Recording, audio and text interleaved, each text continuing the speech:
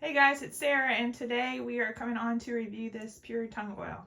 Right, so we have butcher block counters or shelves that we have here in the washroom, and it's unfinished, and you need some type of finishing surface or it'll show stains.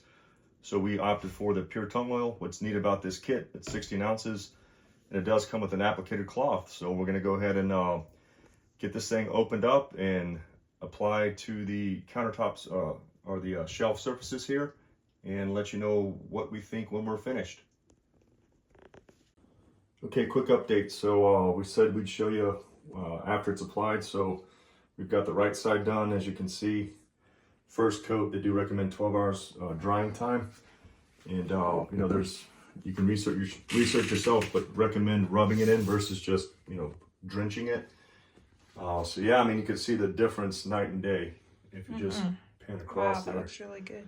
But we're gonna keep working on it. And yeah, if you're in the market for oil for butcher block or wood, get this pure tung oil from Amazon.